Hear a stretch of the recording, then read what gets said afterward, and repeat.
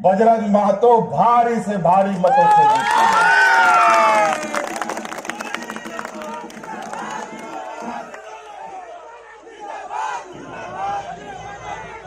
जिंदाबाद जिंदाबाद। आज ये ठेकेदारों का पार्टी, व्यापारियों का पार्टी, शोषण करने वाला आदिवासियों पर, दलितों पर, पिछड़ों पर, आज इस राज्य के ओबीसी समुदाय के लोग, अलग राज्य जब हुआ था तो यहां के ओबीसी को 27% का आरक्षण मिलता था, लेकिन यही मेहमानों ने और यही की जमात की सरकार ने, जहां आज सुसमर्थित सरकार थी, इन लोगों ने 27% का आरक्षण काट करके 14% कर दिया। और ये लोग ओबीसी को आरक्षण की मांग करते हैं। इनका दिखाने का दांत कुछ और है, खाने का दांत कुछ और है, हम आपको बता देते हैं। इन लोग इस तरीके से आपके बगल में आके खड़ा हो जाएगा, भाई, गोतिया, चाचा, काका, मामा बोल करके आपको बेवकूफ बनाने का कोशिश करेगा। हम लोग तो बहुत करीब से इन लोगों को समझ देखते हैं। हम तो बोलते हैं ये राज्य का विकास क्यों नहीं हुआ 20 सालों में।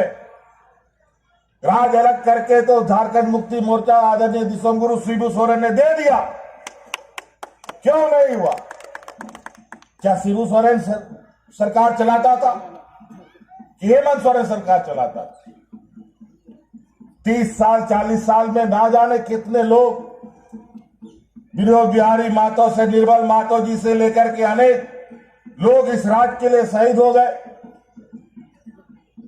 30 साल 40 साल के बाद जब राज अलग हुआ,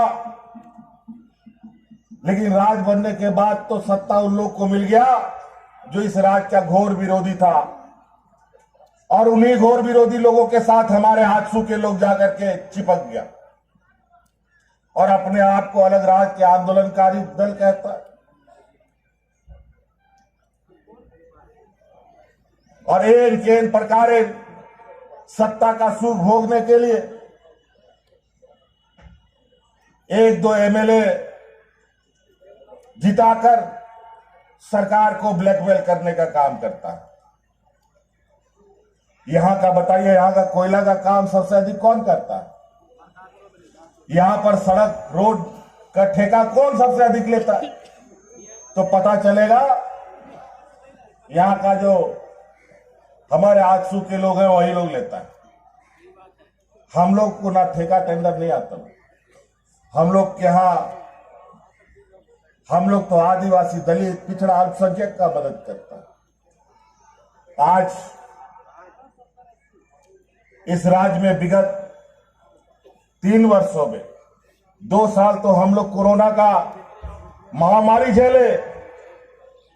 कोरोना एक ऐसा महामारी इस देश में आया कि उसका इलाज किसी के पास नहीं था, और झारखंड जैसा पिछड़ा राज्य जो इन लोगों ने दलदल में ढकेल दिया था, इस राज्य के लिए तो और मुसीबत। आपको याद होगा उस कोरोना का समय में हम लोग इस राज्य के मजदूर जो दूसरे राज्य में फंसे थे, उनको हवाई जहाज और ट्रेनों से लाद लाद करके घर में भेज रहे थे। इन लोग बोलता था, इनके प्रधानमंत्री बोलते हैं हवाई चप्पल वाले को हवाई जहाज में चढ़ाएंगे। आज तक उन लोग हवाई जहाज में तो चढ़ नहीं पाया बेचारा, लेकिन आज हम लोगों ने अपने उन हवाई चप्पल वाले मजदूरों को हवाई जहाज से ला करके घर में पहुंचाने का काम किया। इनकी डबल इंजन की सरकार में लोग राशन कार्ड हाथ में लेकर के भाग भाग करके मरा जब जीवन सामान्य था। लेकिन ऐसे बड़ी महामारी में भी इस राज्य में हम लोगों ने एक भी मजदूर को भूखा नहीं मरने दिया। जब हाट बाजार, गाड़ी मोटर, काम धाम, फैक्ट्री सब बंद था, मजदूरों को धक्का मार के घर से बाहर निकाल दिया। किसी को मजदूर को मजदूरी रिहा नहीं मिलता था। मजदूर को काम नहीं मिलता है तो एक दिन भी तो उसका चूल्हा नहीं जलता। पूरा परिवार को भूखा सोना पड़ता है। ऐसे 2 सालों तक इस राज्य में मंजर रहा और इन 2 सालों में भी हम उन मजदूरों को जिनको काम नहीं मिला उनको मुफ्त गांव गांव में अनाज बना बना करके खिलाने का काम हम लोग किए थे। कई ऐसी चीजें हम इस राज्य की महिला दीदी को सलाम करते हैं जिन्होंने अपना जान का परवाह ना करते हुए पंचायत में, प्रखंड में, मुख्यालय में खाना बना बना करके मजदूरों को अनाज खिला रही थी ताकि हमारे मजदूर जिसको काम नहीं मिलता है वो भूखा ना मर जाए। और इन बेईमानों ने अपने डबल इंजन की कार्यकाल में 11 लाख गरीब किसानों का राशन कार्ड से नाम हटा दिया। हमारी सरकार बनी, अतिरिक्त 20 लाख राशन हरा कार्ड बना करके गरीबों के बीच में हम लोग बांटे और हमारे साथ सौतेला व्यवहार तो सरकार बनने के दूसरे दिन से ही चालू। हमने 20 लाख हरा राशन कार्ड बना करके बांटा और केंद्र सरकार को कहा कि हमको एफसीआई से अनाज दो और अनाज हम खरीद के हम गरीबों को देंगे क्योंकि सरकारी दुकान है, हमको सस्ता अनाज मिलेगा। पैसा जमा न करने के बाद भी हमें अनाज नहीं मिला।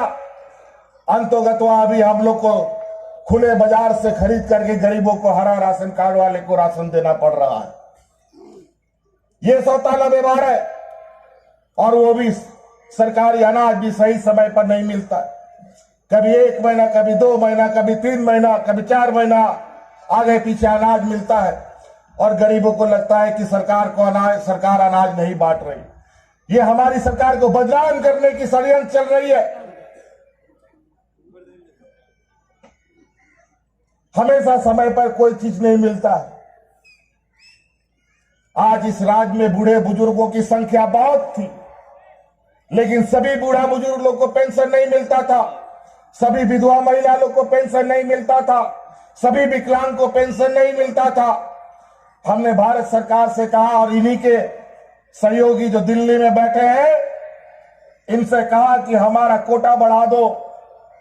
हमारे यहां गरीब गुरुआ लोग ढेर है, पेंशन का कोटा बढ़ा दो, महिला पेंशन का कोटा बढ़ा दो, विधवाओं का कोटा बढ़ा दो, विकलांगों का कोटा बढ़ा दो। लेकिन उन लोगों ने साफ मना कर दिया, हम लोग कोई पेंशन का लिमिट नहीं बढ़ाएंगे। हमको इस राज्य की गरीबी का पता था, इसीलिए हमने केंद्र सरकार का इंतजार ना करते हुए, उनकी परवाह ना करते हुए इस राज्य का जितना 60 साल से अधिक बूढ़ा बुजुर्ग है सबको पेंशन देने का कानून बना दिया। हमको बताओ, आपके गांव में कोई बूढ़ा बुजुर्ग बिना पेंशन का है? कोई विधवा महिला बिना पेंशन का है? कोई आपको बिना पेंशन का बूढ़ा बुजुर्ग नहीं मिलेगा। लेकिन ना पहले विधायक के पास, ना मंत्री के पास, ना मुख्यमंत्री के पास इस पेंशन का समस्या का समाधान करने का हल। ब्लॉक में लोग ठगे जाते थे, बूढ़ा बुजुर्ग लोग 1000 रुपया का पेंशन का कार्ड बनाने को लेकर बैठा, अनेकों दलाल के चक्कर में फंस जाता था।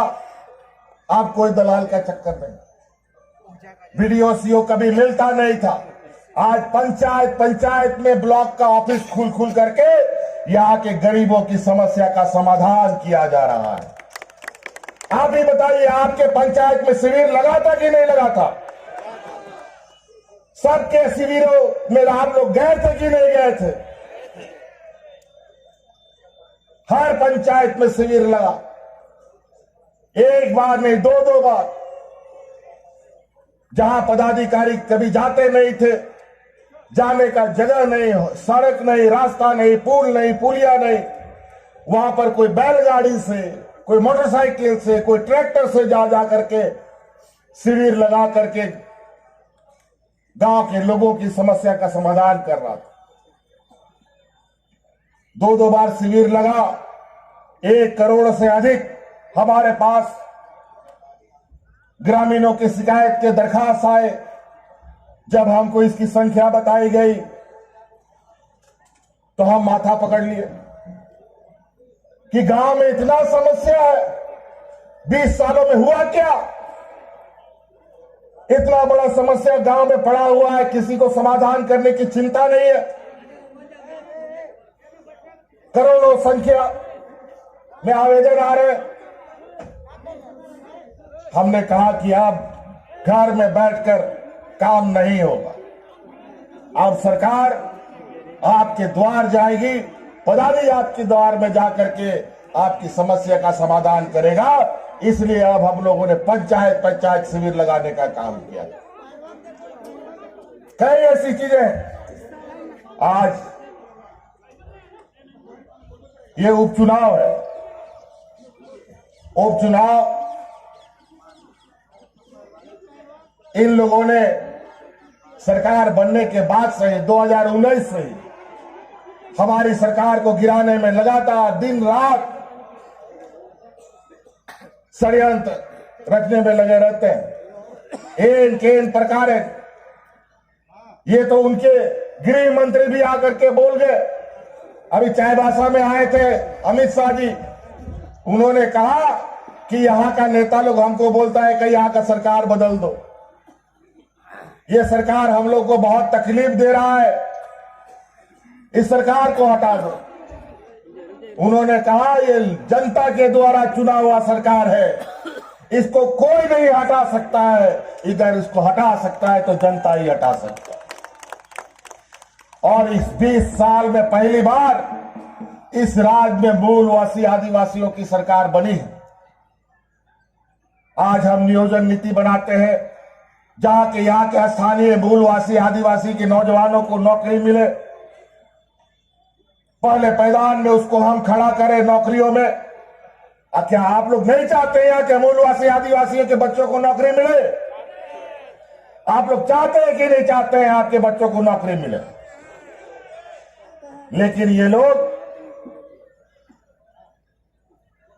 बड़ा सुनियोजित तरीके से हमारे नियोजन नीति जो यहाँ के मूलवासी आदिवासियों के लिए बनाए थे, यहाँ के झारखंडियों के लिए बनाया था, उसको कोर्ट में चुनौती देकर निरस्त करने का काम किया।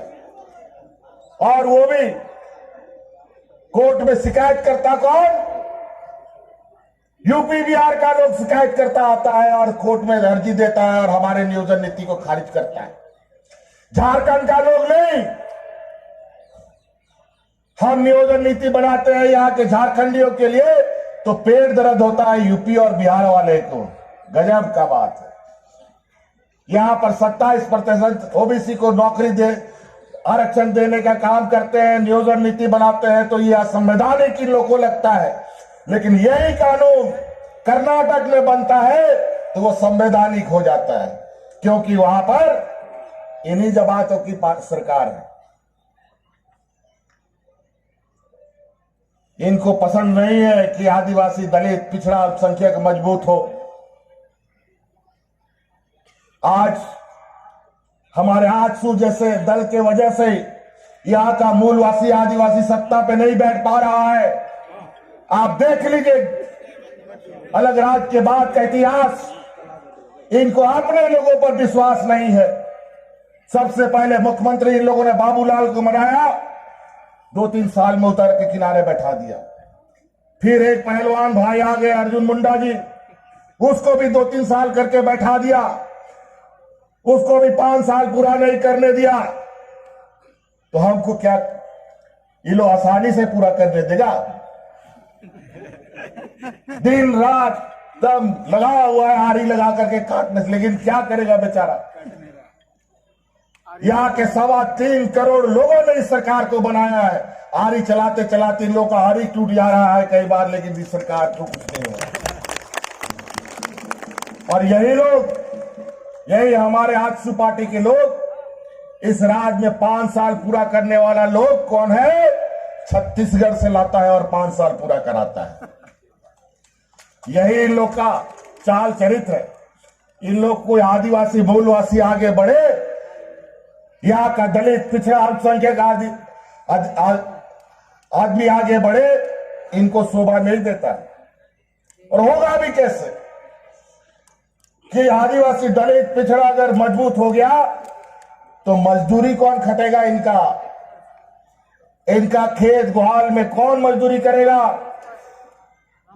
इनका घर में बर्तन कौन मांजेगा?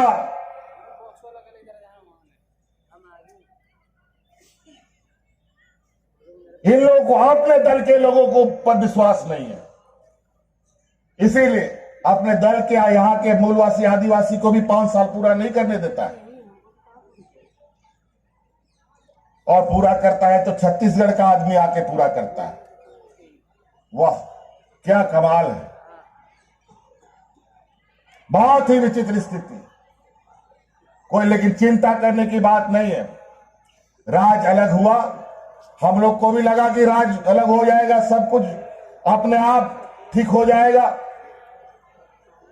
सबको रोजगार मिलेगा, बूढ़ा बुजुर्ग को सहारा मिलेगा।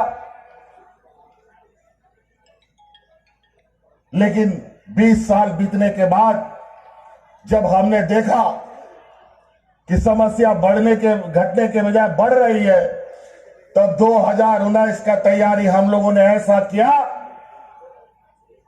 कि अब बैठने से, हाथ पे हाथ बैठने से काम नहीं चलेगा। नहीं तो झारखंड जैसे सोने की चिड़िया को ये लोग बर्बाद करके चला जाएगा, लूट के चला जाएगा। और यही हो रहा था। आप एक बात सोचिए, हमको ये बात समझ में आज तक नहीं आया कि जो लोग गुजरात चलाता है वही लोग इस राज्य को चला रहा था, जो लोग मुंबई को चलाता है वही लोग इस राज्य को चला रहा था, जो लोग देश को चला रहा है उन्हीं स्कूल का स्टूडेंट लोग इस राज्य को चला रहा था। लेकिन वो राज्य तो आगे बढ़ गया, ये राज्य पीछे क्यों चला गया? भाई क्या हुआ? जरा हमको ये बता दो, जरा हमको ये समझ में नहीं आया। जो लोग गुजरात को चला करके आगे बढ़ा दिया, महाराष्ट्र को बढ़ा दिया, और दुनिया का सबसे बड़ा पार्टी अपने को कहता है, और उस लोगों ने इस राज्य को कहां कीचड़ में ढकेल दिया जी। वो इसलिए ऐसा हुआ है क्योंकि गुजरात गुजराती लोग चलाता है, महाराष्ट्र महाराष्ट्रियन लोग चलाता है, बंगाल बंगाली लोग चलाता है, उड़ीसा उड़िया लोग चलाता है, लेकिन झारखंड छत्तीसगढ़िया लोग चलाता है। इसीलिए, लेकिन अब वो समय खत्म हो गया है। अब इस राज्य को यहाँ का मूलवासी आदिवासी चलाएगा और अपने हाथों से इस राज्य का विकास करेगा। इसीलिए जो 1932 की बात करेगा वही इस राज्य में राज करेगा।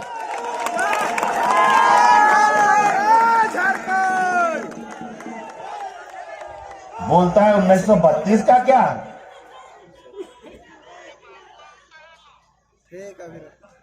इन लोग बोलता है हम लोग 19 का 32 ला रहे थे। हम बोले हाँ, आप लोग 19 का 32 ला रहे थे। वो ऐसा 19 का 32 का कानून लाया कि लोग एक दूसरे का खून का प्यासा हो गया। अनेक लोग की जानें चली गई, पुलिसों की जानें चली गई। लेकिन हम ऐसा कानून बनाते हैं जिस कानून का स्वागत ढोल नगाड़े के साथ सड़कों पर होता है, रंग गुलाल अबीर के साथ होता है। हमारे कानून और उसके कानून में यही फर्क है। आज पारा शिक्षक, आंगनबाड़ी सेविका, सहायिका, रोजगार सेवा, अनेक लोग विगत 11-20 सालों से अपना हक अधिकार मांगते मांगते ना जाने कितने लोग शहीद हो गए। जब भी हक अधिकार मांगो, लाठी और डंडा खाने का काम करो। जो पारा शिक्षक 12 महीने में 11 महीना सड़क पर रहता था, आज वो पारा शिक्षक 11 महीना स्कूल में है और 1 महीना घर पे रहता है। अनेकों ऐसी आंगनबाड़ी सेविका, सहायिका, एनएम, जीएनएम हो, लेकिन समस्या 20 साल का है। ये इन लोगों ने इस 20 साल में इतना चोट इस राज्य को दिया है, इसको घाव को भरने में थोड़ा वक्त लगेगा, लेकिन वो घाव भरेगा जरूर, लेकिन इनके हाथों से कभी नहीं भरेगा। आज इस राज्य का ये पूरा देश का बंटाधार करने पे लगे हैं। आज ये लोग कहते हैं ओल्ड पेंशन स्कीम लगाने से पूरा देश दिवालिया हो जाएगा। इनका भी बड़ा व्यापारी अदानी का 1,00,000 करोड़ रुपया देश का डुबा दिया। हम कई दिनों से मंच में बोलते थे,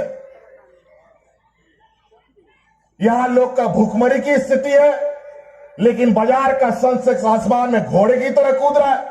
ये क्या चक्कर है भाई? ये कौन अर्थशास्त्र है? हमको समझ में नहीं आया। कुछ दिन के बाद तो ऐसा बम फटा है कि जो बाजार घोड़े की तरह कूद रहा था, अब कछुए की चाल की चलने की भी तैयारी नहीं कर पा रहा। यह स्थिति है आज देश की अर्थव्यवस्था का। और गरीबों का जेब से पैसा निकाल निकाल करके अपने अमीर दोस्तों के जेबें भरने का काम किया जा रहा है। LIC जैसी कंपनियां डूब रही हैं। बड़ी बड़ी कंपनियां कर्मचारियों को बाहर का रास्ता दिखा रही है। रोजगार सारा बंद हो रहा है। गांव देहात का किसान का बेटा सबसे अधिक नौकरी में कहां जाता था? किसान का बेटा सबसे पहले फौज बनने के लिए जाता था। लेकिन आज फौजियों में नौकरियों का क्या स्थिति हो गया? क्या अग्निवीर की कौन वीर लेके आ गए? अब 4 साल के बाद फिर आप सड़क में आ जाइए और बेरोजगार हो जाइए। वो भी बंद। थोड़ा बहुत गांव देहात का बच्चा पढ़ लिया तो रेलवे में, बैंक में नौकरी करने जाता था। लेकिन आज जहां 100-150 बैंक हुआ करता था, आज 50 बैंक हो गया। रेल लाइन बिक गया, रेलवे प्लेटफॉर्म बिक गया। प्लेटफॉर्म का टिकट जरा बताइए, 5 रुपया का प्लेटफॉर्म टिकट आज 50 रुपया में मिलता है कि नहीं? आज महंगाई आसमान छू रहा है। हाँ, अभी इस बात से एक बात याद है। यही बताइए, हमारे जो प्रत्याशी है, ये दल लोग चूल्हा क्या बनाया? चूल्हा प्रमुख कौन है भाई? चूल्हा प्रमुख जरा बताओ। चूल्हा प्रमुख, आज गैस सिलेंडर का दाम कितना है? 1200 रुपया का गैस सिलेंडर मिल रहा है। जब हमारी सरकार यूपीए की थी, 400 टका में मिलता था, आज 1200 टका में मिल रहा है।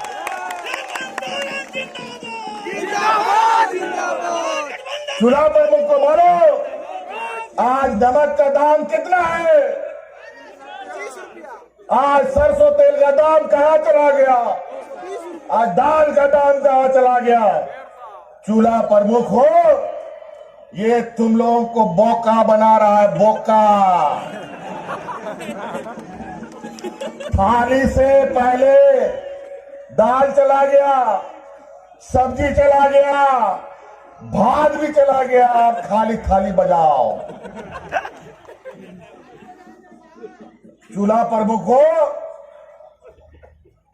तुम लोग चूल्हा प्रमुख नहीं, चूल्हा मूर्खों बनने जा रहे हो।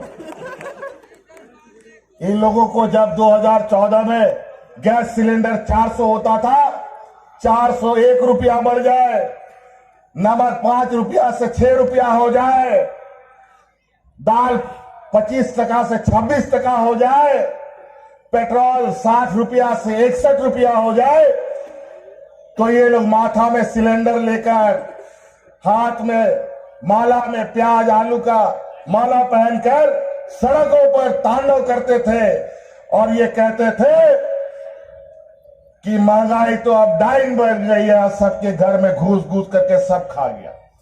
लेकिन अब ये महंगाई को डाइन नहीं, अब इनको महंगाई भौजाई लगने लग गई है।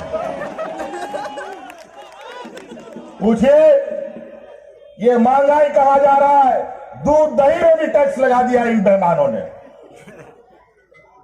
कुछ नहीं छोड़ा इन लोगों ने। बच्चों को लिखने वाला पेंसिल, स्लेट, कॉपी, कलम, जूता, चप्पल, सब में टैक्स बढ़ा दिया। ये किसका जेब से पैसा जा रहा है? आपके जेब से जा रहा है, हमारे जेब से जा रहा है, और आपको पता भी नहीं चलता। पेट का आग है, क्या कीजिएगा? जिंदा रहने के लिए महंगाई खाना पड़ेगा।